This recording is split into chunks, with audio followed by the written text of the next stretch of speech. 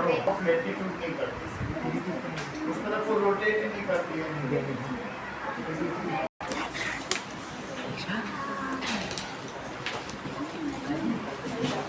Now, as we have seen that line is that which extends indefinitely. Line क्या होती है? जो दोनों तरफ indefinitely extend हो, उसे क्या कहेंगे? Line. A terminated line can be extended indefinitely. So line क्या है बताइए? A line is a breathless length. Extends indefinitely.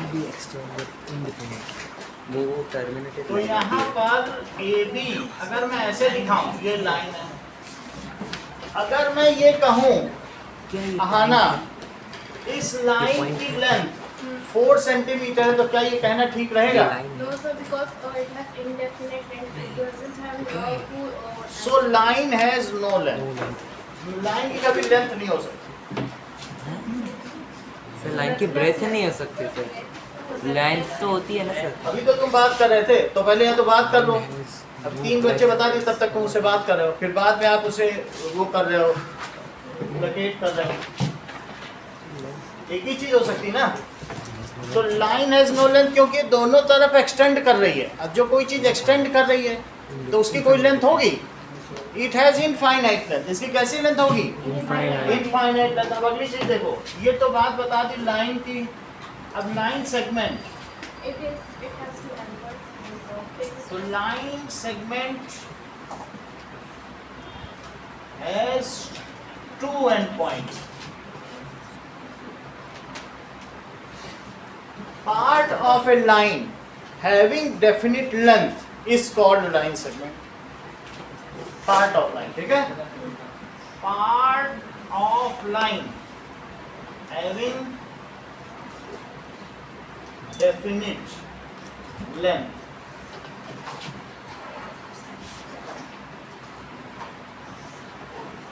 is called line segment.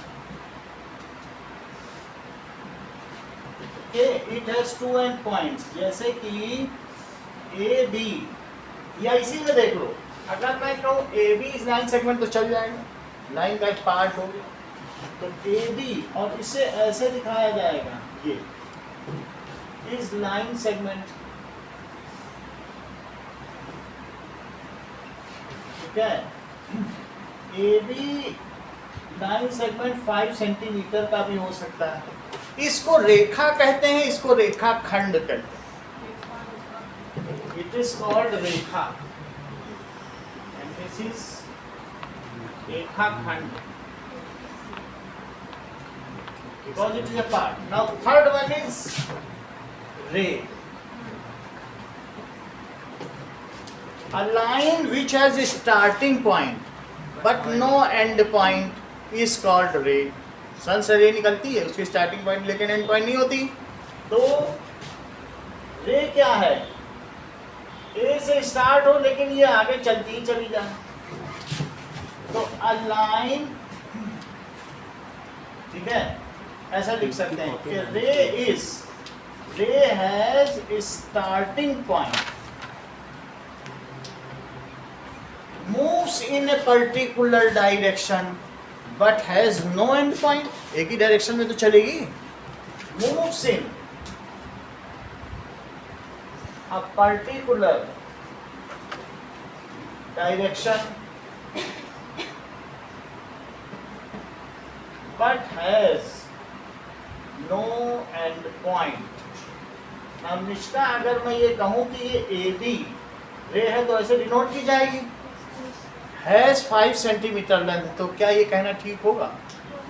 तो ए बी इज रे, it has no length.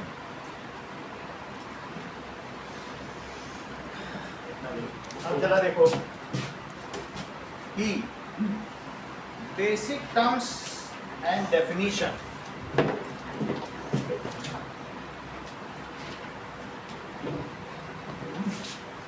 Now angle, so the inclination between two रे, ये देखो इन दोनों का इनिशियल पॉइंट है, इस पॉइंट को रे में क्या कहेंगे, इसका इनिशियल पॉइंट, और इसका कोई फाइनल पॉइंट तो होता नहीं है। जहां से सूर्य की किरण निकली तो क्या वो सन रे हुई, और ये क्या उसका इनिशियल पॉइंट हुआ, लेकिन इसका कोई फाइनल पॉइंट नहीं। उसी तरीके से ये टू रेज है, तो इनका ये कैसा पॉइंट हुआ, इनिशियल पॉइंट।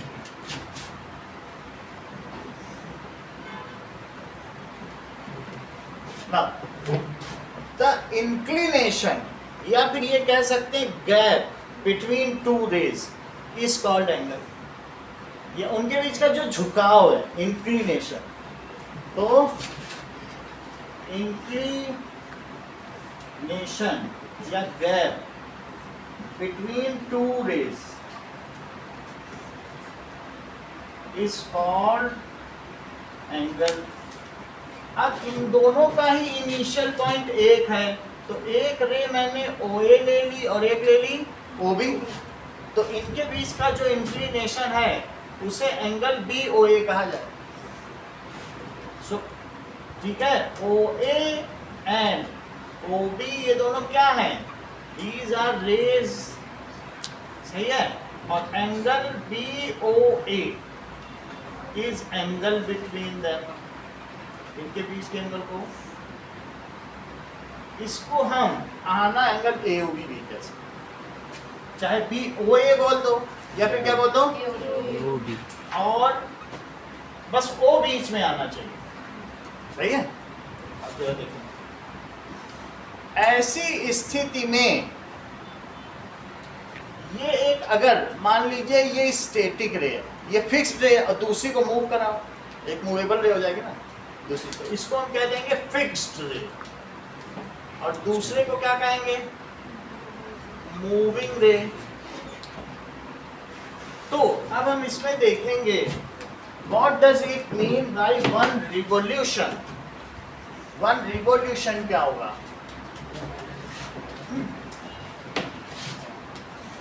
तो इफ मूवेबल रे यहां से चली और चलने के बाद ये पूरा रोटेट करके यहाँ आ जाए, तो ये कौन सी रे है बताओ, मूविंग रे, और ये है फिक्स्ड रे। तो वन रिवॉल्यूशन क्या है, If movable ray moves orbiting at its ठीक है, इफ जो मूविंग रे है rotates one complete turn, then the angle covered by, तो इसने ये जो एंगल कवर कर लिया है by it is called one revolution. इस पूरे एंगल को क्या कहेंगे, वन रिवॉल्यूशन। अब देखो, one revolution is considered as 360 degree, इसे क्या माना जाएगा, 360 degree. One revolution is considered as 360 degree. Now, Harshita 1 degree को डिफाइन करो।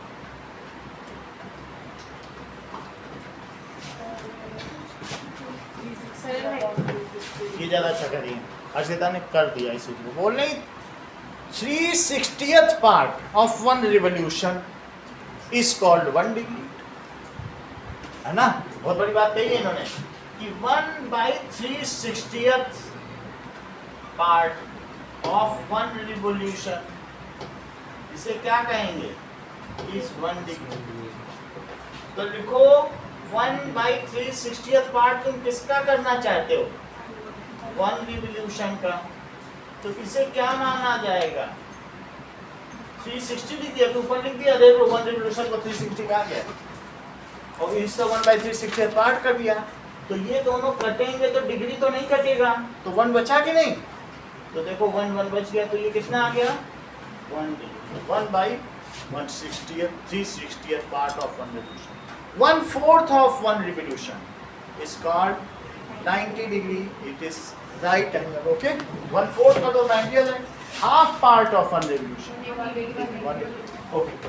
नाउ अब जरा देखिए, दैट इज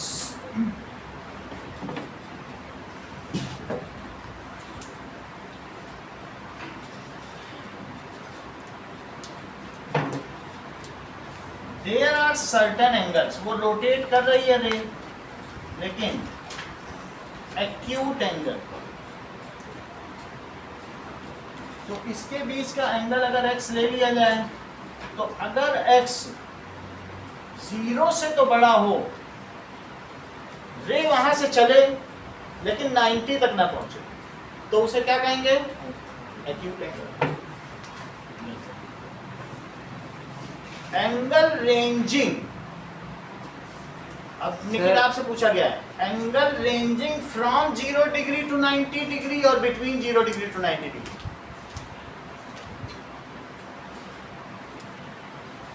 बताओ, तुम ज्वाइन कर रहे हो, तुम बता सकते हो भाई, जो जमाई लेगा वही तो बता पाएगा, तुम जाग जाओ थोड़ी देर के लिए, बोलो। तुम कर्नाटक जागा था कि नहीं? देखो राम की सेना को हरा दिया था जागते ही। हाँ बोलो, ये बहुत अच्छा करें, दोनों में फर्क है, बहुत बड़ी बात है। अगर मैं कहूं कि फ्रॉम 1 to 50 और एक है बिटवीन 1 to 50, तो मुझे क्या, तुम मुझे बताओगे अभिषेक बिटवीन 1 to 50 कितने नंबर होते हैं? हमको नहीं पता, हम तो आपसे पूछा, हमें मालूम ही नहीं, हम कैसे बता, बोलो। तो कितने होते हैं? वो तो बोला 48 होते हैं, देखो 48 बोला और सही बोल रहा है, क्योंकि 1 और 50 दोनों छोड़ दिए। जब ये बिटवीन कह रहा है, ये देखो इसने कैसे पता लगाया कि राम जी की निकली सवारी, इधर है लक्ष्मण, उधर है राम और बीच में सीता, बीच कहा जाएगा तब सीता है, तो सीता में हमें एक्सक्लूड करना पड़ेगा राम लक्ष्मण को, जब बीच की बारी आती है, बिटवीन में उन दोनों को छोड़ना पड़ेगा। बीच है ना, और एक तरफ जगत के पालनहारी और राम जी की निकली सवारी, उसने गाना सुन लिया तो इसने तुरंत 48 बोला। और यही हम इससे पूछते फ्रॉम 1 to 50 तो क्या बताता? 50 बताया। ये कैसे बता पा रहा है? क्योंकि फ्रॉम में ये दोनों को इंक्लूड कर ले रहा है, और जब मैं कहता हूँ बिटवीन तो 1 को भी छोड़ा, 50 को भी छोड़ा। अब जैसे मैं मानसी से पूछूं बिटवीन 1 to 10 कितने नंबर है? बहुत अच्छा, देखो 8 बोला ना इन्होंने, ये कैसे जान लेती हैं? ये इस तरह से 1 को भी छोड़ दिया और 10 को भी छोड़ा। हर चीज, अगर तुमको ब्रिलियंसी चाहिए मानसी के अलावा कहीं नहीं, बहुत बड़ी बात। अब देखो, तो यहाँ पे क्या कह दिया जाना चाहिए, बोलो। The angle in acute angle, the angle lies between 0 to 90 और फ्रॉम 0 to 90, बिटवीन 0 to क्योंकि 90 भी छोड़ना पड़ेगा और 0 भी छोड़ना पड़ेगा, ठीक है। अब अभिषेक की बात याद रहेगी ना? अभिषेक, अगर कुछ भी कहीं डाउट हो, अभिषेक के पास जाओ या हमारे पास। क्या डिग्री आप, वो थोड़ा स्लाइड हो रही है, अब जरा देखो, दैट इज एक्यूट एंगल, ठीक है, लाइज बिटवीन 0 डिग्री या greater than 0 degree but less than 90 degree. बात समझ आई? एक्यूट एंगल इज, इसे न्यून कोण कहते हैं। एंगल इज ग्रेटर देन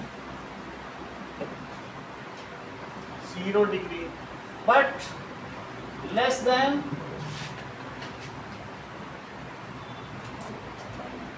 अब देखो सेकंड देखिए, ये अगर जो दो एंगल हैं, अब 90, इसके बीच में 90 हुआ, 90 से बढ़ जाए निशान तो ये ऑब्ट्यूज है, 90 से बढ़ गया और बढ़ते बढ़ते यहाँ तक भी जा सकते, तो ऐसे में स्ट्रेट एंगल हो जाएगा। नाउ दैट एंगल, ये एंगल यहाँ से बढ़ गया है और कहाँ तक चला जाएगा? इसकी रेंज यहाँ से यहाँ तक है, ओके। तो ये x कहाँ से कहाँ तक हो गया शानवी, बताओ तो जरा। It is greater than and less than, सही है। सो शानवी ने जैसा बताया कि ये जो अधिक कोण है वो न्यून कोण था, अब ये अधिक कोण हो गया, obtuse angle. So obtuse angle 60, it is between 90 to 180 or from 90 to 180? Between. So obtuse angle is greater than 90 degree but less than 180 degree. अब देखिए, now these are two angles. One is straight angle. So right angle is 90 degree. Straight angle is 180 degree. ये 180 degree, ये 90 degree. Reflex angle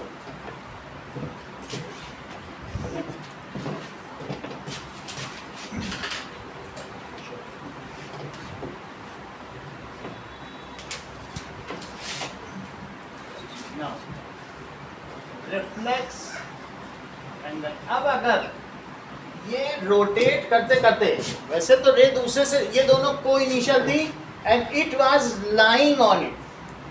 जब दो line एक दूसरे पे लाई करें, ध्यान दो, इसको कहेंगे कोलिनियर. एक दूसरे पे लाई है ना. और फिर अब ये उठी और फिर 180 बना लिया, फिर आगे बढ़ गई. तो ऐसे में ये जो एंगल बनेगा, क्या वो 180 से बड़ा हो गया? इस चीज को रिफ्लेक्स एंगल कहेंगे. तो क्या आप मुझे मानना बताएंगे reflex angle is ranging from which to which, या between which to which? From तो नहीं बोला जाएगा, बिटवीन बोला जाएगा. 180 degree to 360. सही. नाउ रिफ्लेक्स एंगल ये कहां से कहां तक है? It is reflex angle is greater than 180 से ग्रेटर. ग्रेटर का मतलब है उधर मुंह खोलो जिधर की ओर बड़ा है. हमेशा ये जो साइन है बड़े वाले की तरफ ही दरवाजा खोलता है, छोटे वाले के लिए दरवाजा बंद है, करीब के लिए बंद है. तो 360 से कम है, तो 360 से कम की ओर इसका बंद कर दो, ज्यादा की ओर. इसका भी यही किया, ये ज्यादा है ना, इसकी ओर खोल दिया. 180 से बड़ा 360. ठीक है. So it is greater than 180 degree and but less than 360 degree. 360 degree is called complete angle.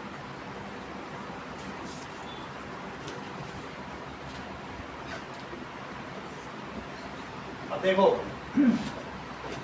अगर इधर का एंगल A है, जैसे मैं आपसे कहूं कि मेरे पास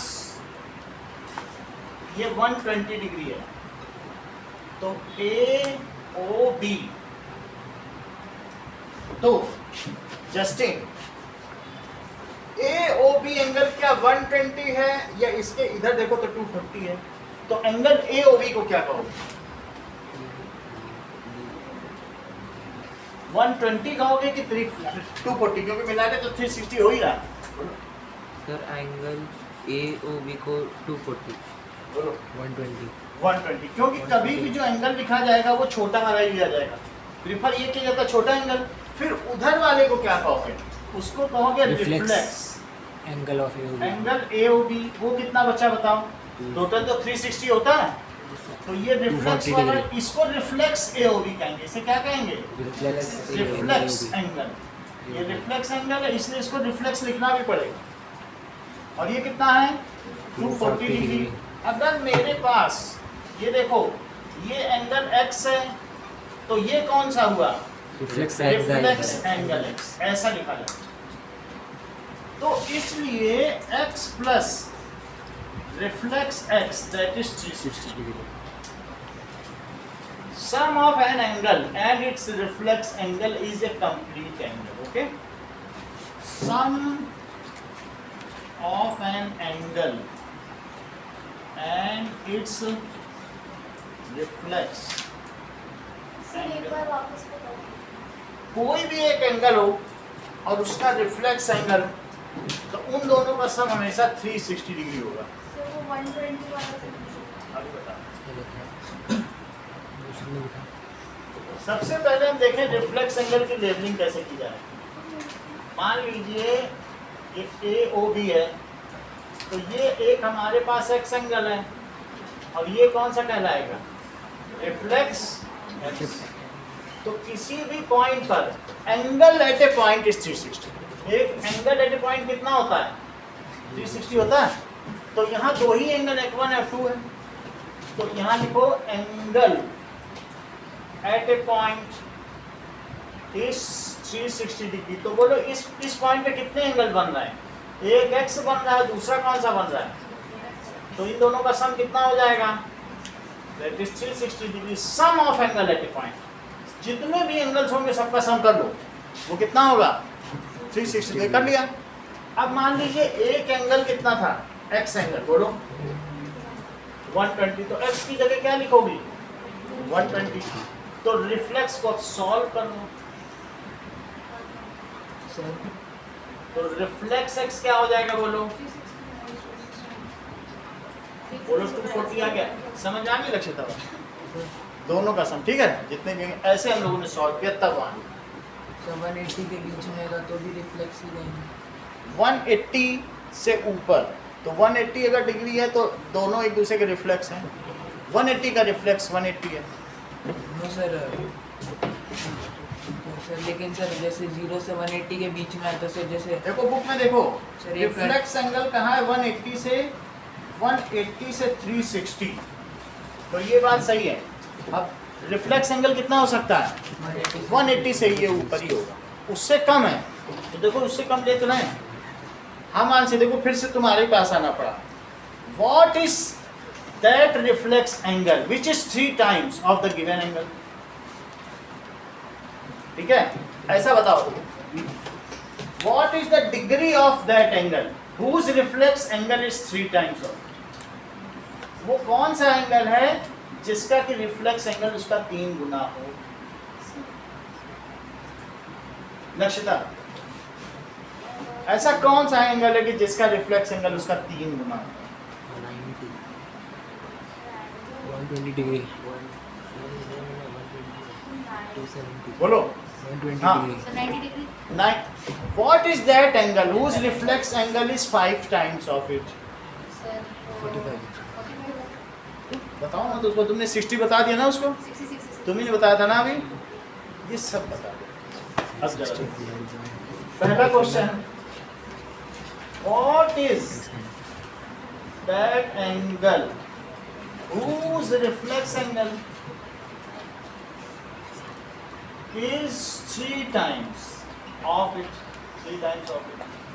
और जैसा व्योम ने दूसरे क्वेश्चन का आंसर दिया, whose reflex angle is 5 times। तो पहले का आंसर देखो, that is angle plus reflex angle।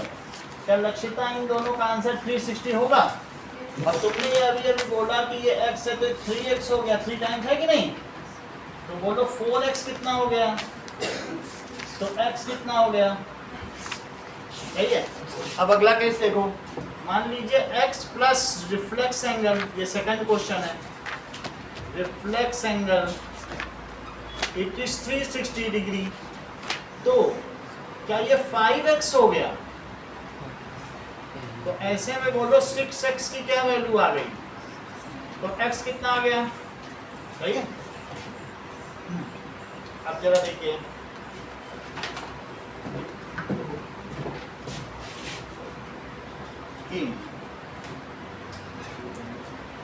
now what does it mean by collinear points और नॉन कोलिनियर पॉइंट्स। संरेखीय बिंदुओं से आप क्या समझते हैं, that means collinear, all those points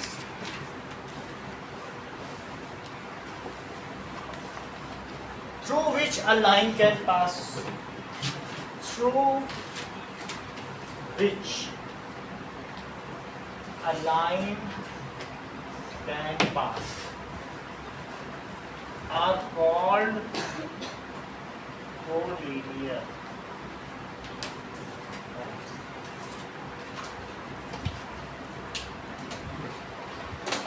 जैसे कि हमारे पास A है, B है और C है, तो क्या इससे एक लाइन पास हो सकती है? और ये देखो ये D भी है, तो हम क्या कहेंगे Justin? A, B, C Are are collinear collinear points and ठीक है? point D is not non is not collinear with collinear. इसके साथ कोलिनियर नहीं है। So A, B, C are collinear. अगर कोई कहे कि A, B, D, तो क्या ये कोलिनियर है कि नॉन कोलिनियर? इनसे तो एक लाइन नहीं जाएगी ना, इसे टेढ़ी करके तो नहीं ले जाओगे। Non collinear.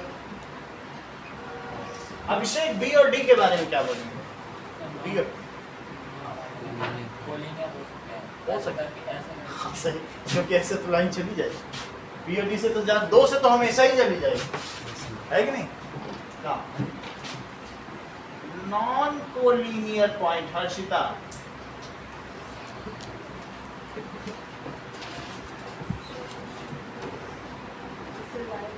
हाँ, points, a group of points through which a line cannot pass. Group of points through which, जिससे स्नेहा कभी एक लाइन ना गुजरे, a line cannot pass, are called non collinear. तो मान लीजिए हमारे पास ए बी सी हैं, तो स्नेहा आप इन्हें कोलिनियर कहेंगे कि non collinear? Non collinear. So A B C these are non collinear. Okay, इधर का हो गया।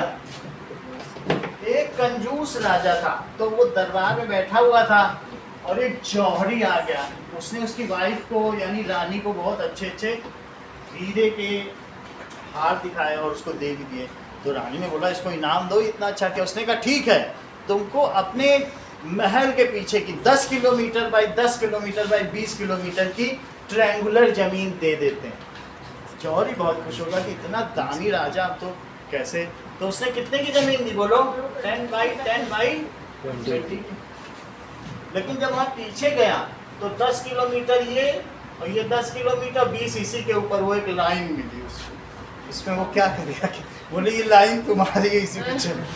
तो अल्टीमेटली उसको इस बात से ठगा गया कि वो तीनों पॉइंट्स कोलिनियर निकले। तो if the 3 points are collinear then the area of that triangle is 0। भाई 10 किलोमीटर और 10 किलोमीटर और उसको थर्ड साइड 20 किलोमीटर की दे दी, तो कुछ हुआ उसके यहाँ? तो क्या पॉइंट निकल के आया इससे conclusion? If 3 points are collinear then the area is 0, area of that triangle. ठीक है, नॉन कोलिनियर होगा तब एरिया निकल जाए।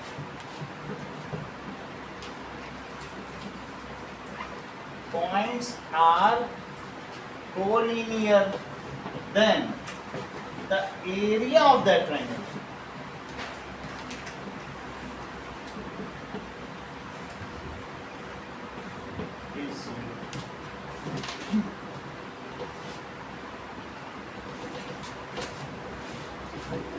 Nishka, 2 given distinct points are always collinear or may not be collinear. So they not. ये ज्यादा तेज नहीं, आप ही बोलो। So always collinear. ऑलवेज वो अभिषेक बता ही दिया था, जो ध्यान देगा वो समझेगा। जब बोल दिया था कि बी डी से तो एक लाइन जा ही रही, 2 पॉइंट्स हमेशा है, कहते नहीं ये लाइन इन दोनों से तो नहीं जा सकती, कैसे 2 से कैसे चलती? ये बोलेंगे कैसे जा सकती, 2 से तो कभी भी लाइन। सर वो यूक्लिड का भी एग्जाम था। वो है ही है, वही है हमारा 5.1। 2 से तो हमेशा एक लाइन जाएगी, नहीं उस समय 3 नहीं। सर अगर There is a unique line which passes through both of them. Non linear तो इसको जॉइन करने से तो कोलिनियर बन ही जाएगा। The 2 पॉइंट्स के लिए कोलिनियरिटी की कोई कंडीशन ही नहीं। वास्तव में अगर मैं कहूँ कि B and D are collinear, it is meaningless. 2 से तो लाइन जाएगी, हमेशा कोलिनियरिटी 3 पॉइंट्स के लिए ही कंसीडर की जाती सर 4 भी हो सकता है। हाँ सर, 3 अगर या 3 से 4 ज़्यादा? है तो है।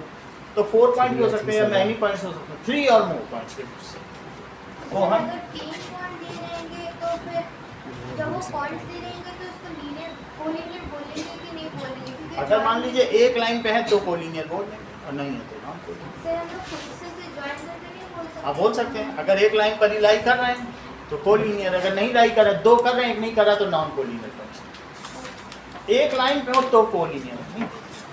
चलो अब देखो कॉम्प्लीमेंट्री एंगल, कोटिपूरक कोण, complementary angle. 2 angles whose sum is 90 degree are called complementary angles. 2 angles whose sum is 90 degree। ज़रा ध्यान दें, मान लीजिए मेरे पास एक ऐसा ट्रायंगल है और ये 30 डिग्री है और ये 60 डिग्री है, तो क्या आपको लगे तो 90 है ही है और इनको भी 90 होना होगा। तो क्या आप ये कहेंगे कि angle A plus angle B, अगर ये 90 हो रहा है तो angle A and angle B are complementary angle. Angle A and angle B कैसे हैं? Complementary angle. As angle A plus angle B, क्या ये 90 आ जाएगा? चेक करो, that is equals to 30 plus 60, तो इससे 90 आ गया।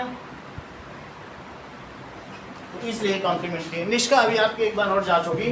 ये बताओ, name a two a pair of complementary angles which are equal to each other. हाँ बोलो। 45 डिग्री 45। तुम तो हर चीज जानते हो, ये सही है। तो क्या उन दोनों को जोड़ दिया? ये अपडेट है बिल्कुल जो पढ़ा जाए। Name a pair of complementary angles in which one is double of other and बोलो। उनका सम 90 होना चाहिए। उनका अब ये 180 बता नहीं, 60 180 से क्या 90 बन जाएगा? ऐसे पेयर ऑफ एंगल बताओ कि जिनका सम भी 90 हो, एक दूसरे का डबल भी हो। ठीक है? Name a pair of complementary angle in which one is 8 times of other.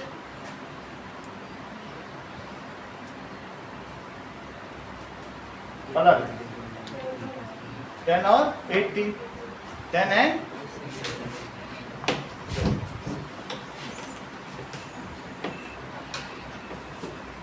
Sir अगर कोई ऐसे 90 डिग्री का है तो फिर इसको अपोजिट एंगल को सम करने पे 90 ही होगा। सर अगर कोई 90 डिग्री का राइट एंगल ट्रायंगल है तो इसका अपोजिट को ये हमेशा ये सही है, ये लिख लो।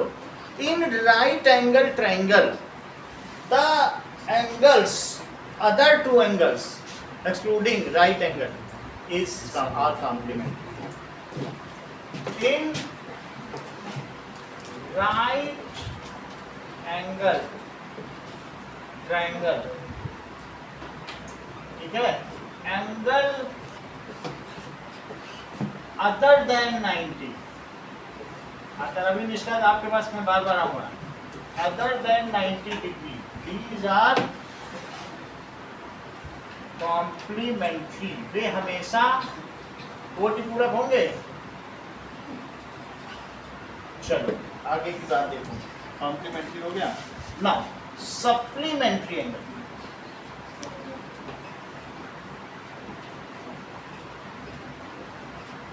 एनी 2 एंगल्स, बोलो। इनका सम 180 होता है उसको। सही है। Any 2 angles whose sum is 180 degree are called supplementary angles। Check करें, मान लीजिए हमारे पास 80 100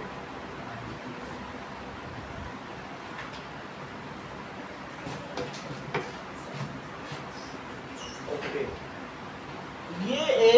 पैरेललोग्राम ले लो। मान लो ये हमने दो 90 90 ले लिए, तो ये जो दो एंगल होंगे x और y, क्योंकि टोटल कितना होता है बताओ? 360 टोटल 360 होता है और दो दो 90 हो ही गए, तो बाकी तो 90 360 होंगे। में से 180 हटा दो तो इन दोनों का सम भी कितना होगा? 180 डिग्री। सही है। तो मान इसमें क्या कर सकते हैं कि x प्लस वाई यहाँ 180 हो गए। और भी देखो कि किन्हीं भी दो एंगल्स का सम अगर क्या हो जाए 180 हो जाए, then those two angles are supplementary of each other, चाहे वो कहीं भी हो सकते हैं। फिर से देखो, हाँ बोलो। मुझे कोई प्रॉपर्टी पता याद नहीं है, अगर लाइन में अगर उसके पहले ऊपर का नीचे का एंगल 180 डिग्री का सम हो तब और कुछ देखें, ये जैसे if a transversal cut two parallel lines, then the co-interior angles on same side of transversal are, इन दोनों का सम कितना होगा बोलो? x और y का 180 डिग्री। 180 डिग्री। यदि एक तिर्यक रेखा दो समानांतर रेखाओं को काटती है तो उसके सह अंतः कोणों का योग 180 अंश होता है। नाउ इफ ट्रांसवर्सल कट, तो क्या x और y हो जाएंगे? स्नेहा बताओ, ये अगर 60 है तो ये कितना होगा? 120 बोलो। 60 180 हो गया कि नहीं? तो ये भी चीज है। अच्छा, कुछ लोग ये भी बता रहे हैं कि एक अगर पैरेललोग्राम है तो इन दोनों का सम भी 180 होगा और ये हमेशा सप्लीमेंट्री होगा, क्योंकि ये और ये पैरेललोग्राम की तो कंडीशन है कि नहीं? सो इस तरीके से if this is 60 degree then it is 120 degree. अच्छा, ये मुझे बता दो कि अगर what are the pair of angles in which are supplementary and one angle is thrice of other, एक एंगल दूसरे का 3 गुना है। अच्छी बात। एक tell the pair of angles in which one angle is thrice of other, बोलो मान्य। 60। अच्छा बता रही हो तुम, आप बोलो।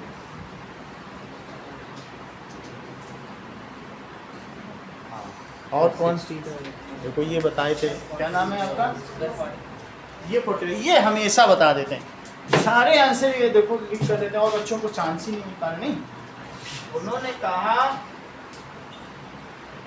Tell the pair of angles, वो पेन की टिक टिक में ही बस है, वो बता दिए तब तक। Pair of angles in which one angle is thrice of others। तो इन्होंने ऐसा किया होगा कि x प्लस वाई को 180 लिख दिया होगा और फिर y की जगह इन्होंने 3x लिखा होगा, लेकिन उसे मन मन में कोई बता सकता है क्या? इसकी जगह 3 गुना लिख दिया दूसरा एंगल, तो बोलो 4x क्या हो गया? 180 डिग्री। तो x क्या हो गया? 180 डिग्री बाई 4, तो x क्या हो गया? 45। और दूसरा क्या हो गया? 135। तो 130 एक 45 है, इसका 3 गुना करो 135 जोड़ के देखो 3x कितना हुआ। तो यही चीजें होता है, लेकिन वर्बली कैसे बता दें? नहीं, हम आप नहीं बता सकते। चलो, अब तुमसे एक और question, what is the complementary angle of 90 degree, supplementary angle of 90 degree and reflex angle of 90 degree?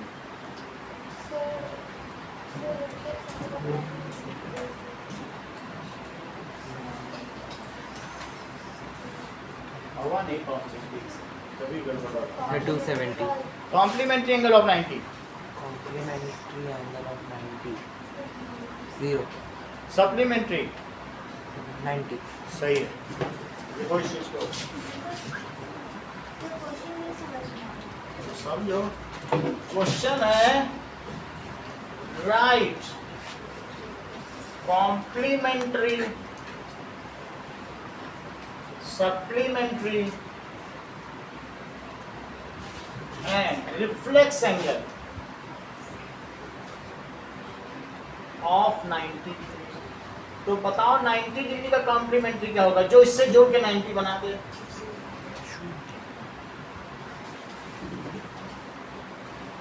Of 90 degree is 0 degree. Supplementary बताओ।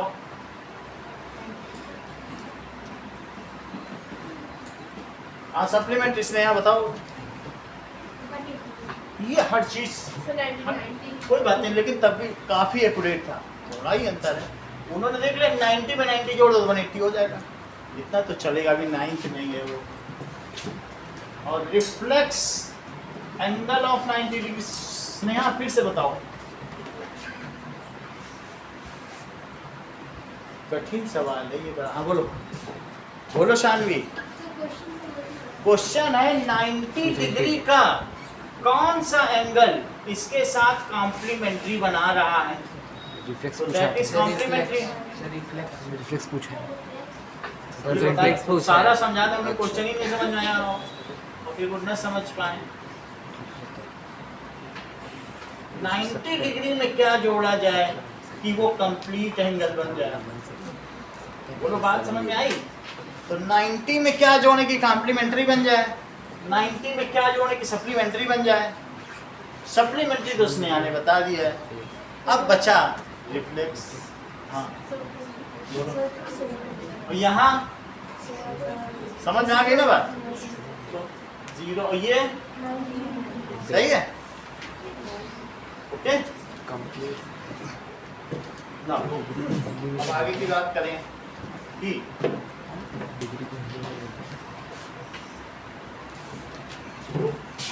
सर सर डिग्री को हिंदी में क्या बोलते हैं? अंश।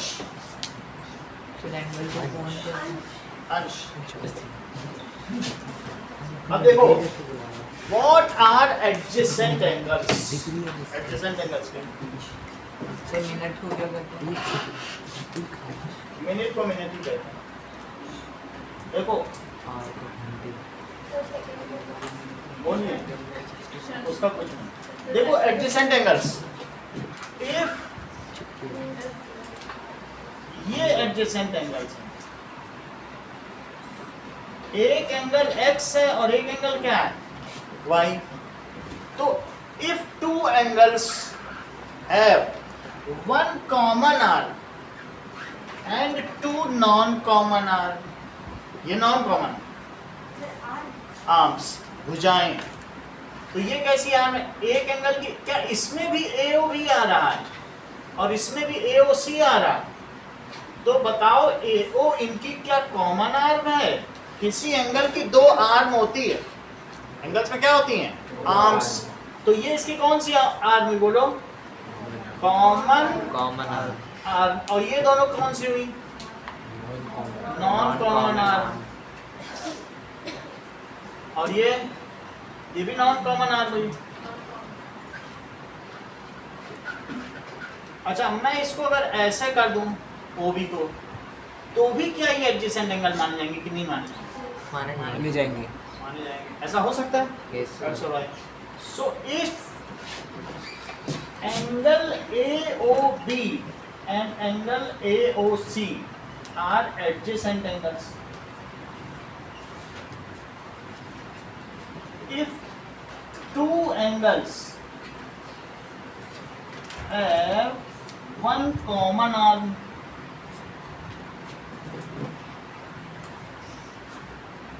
and two non-common arm,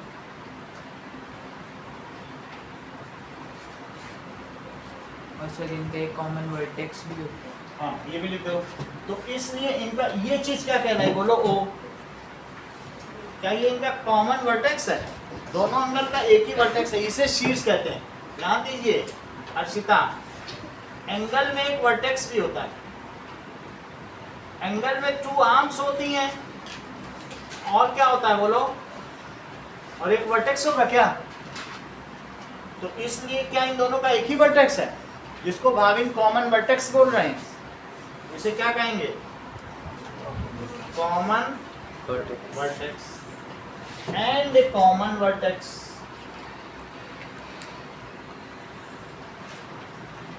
Then it is adjacent angles. These are adjacent angles. These are संलग्न कोण. That is, इनकी कॉमन नाम क्या है? OA is common arm. OB and OC, these are non-common arm, and O is common vertex. अब देखिए, linear pair of angle.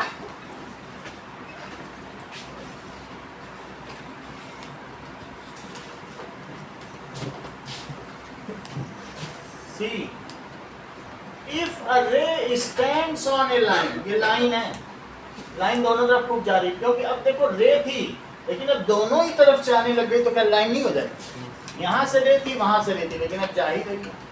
If a ray stands on a line, then the adjacent angle are supplementary and hence called linear pair of angle. Linear pair देखा है कई बार तुमने छोटी classes में इनका सम 180 बोला है. तो जैसे एक लाइन पे ऐसे कोई एंगल खड़ा होता है, तुम लोग तुरंत बोल देते हो क्लास 8 में कि 180 डिग्री सही, तो लीनियर पेयर है. क्यों? तो इसलिए अगर एक किरण एक रेखा पर खड़ी हो, इफ अ रे स्टैंड्स ऑन ए लाइन, ठीक है, इफ अ रे स्टैंड्स ऑन ए लाइन, तुमसे सिर्फ सृष्टि यही पूछा जा रहा है कि जो लीनियर पेयर ऑफ एंगल्स हैं वे सप्लीमेंट्री हैं या एडजेसेंट एंगल्स हैं. तुम तो हर चीज जानती हो, आप बोलो. अब उसी का सुन के बोल दोगी, वो बोल दे तो फिर सीख ही नहीं पाओगी कभी. वो तो 37 नंबर लाई है. तुम बोलो, आप बोलो, आप बोलो. both supplement and जानती पहले सर एडजेसेंट भी है, सप्लीमेंट्री है ना. तेज बच्चों को फॉलो करो, इसको करो, फुल लाएगी हमेशा. चलो देखो, एडजेसेंट भी है और साथ में 180 भी हो रहा है. सो इफ अ रे stands on A line, then the adjacent angles, जो adjacent angles हैं, these are supplementary and hence called linear pair of angles. सही है? Then adjacent angles, ये कैसे हैं बोलो? are some complete करो सृष्टि. Adjacent angles are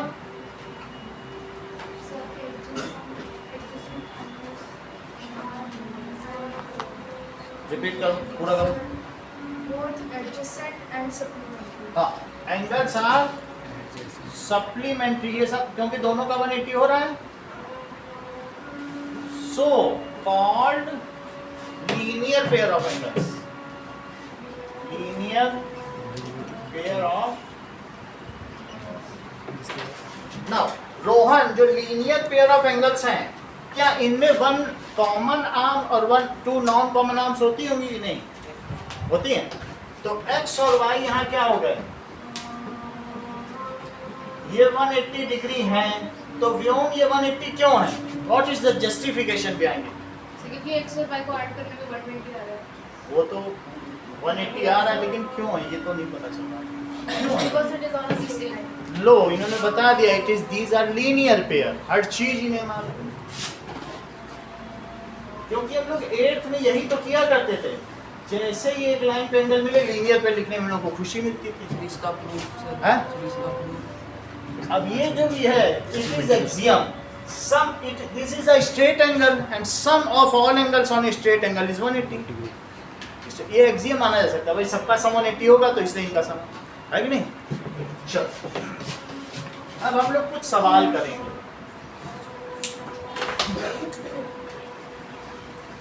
define linear pair of angle. Adjacent angles,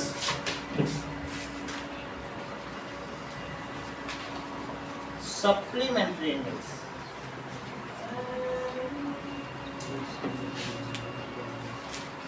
Complementary angles.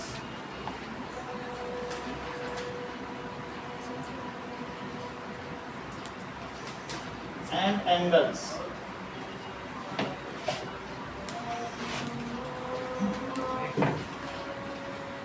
Right range of angle.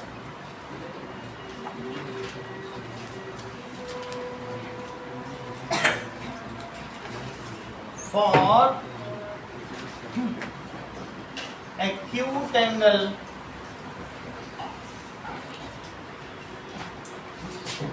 obtuse angle, and reflex angle. Range का मतलब है कि कितने से कितने तक होते हैं.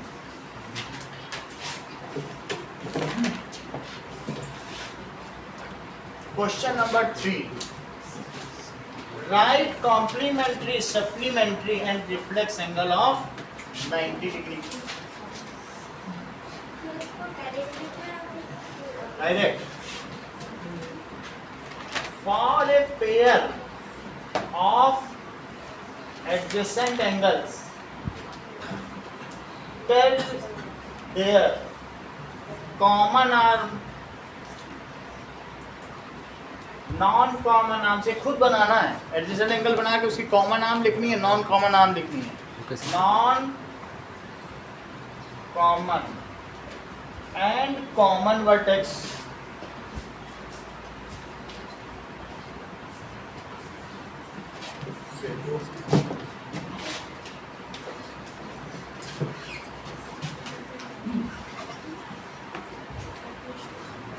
Pair of supplementary angles in which sir one is second वाला समझ नहीं आया sir. one is triple of other. Pair of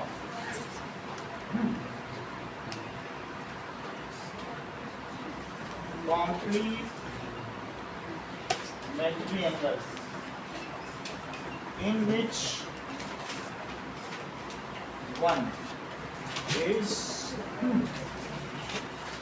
double of other.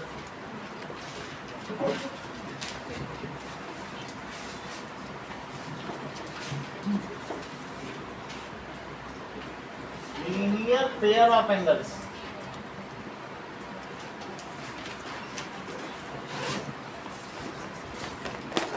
One is double of. इतना ही करना है.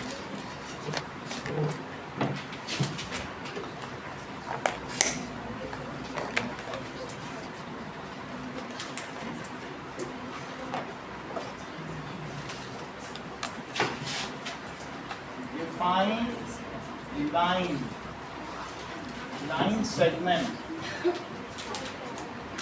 and wave.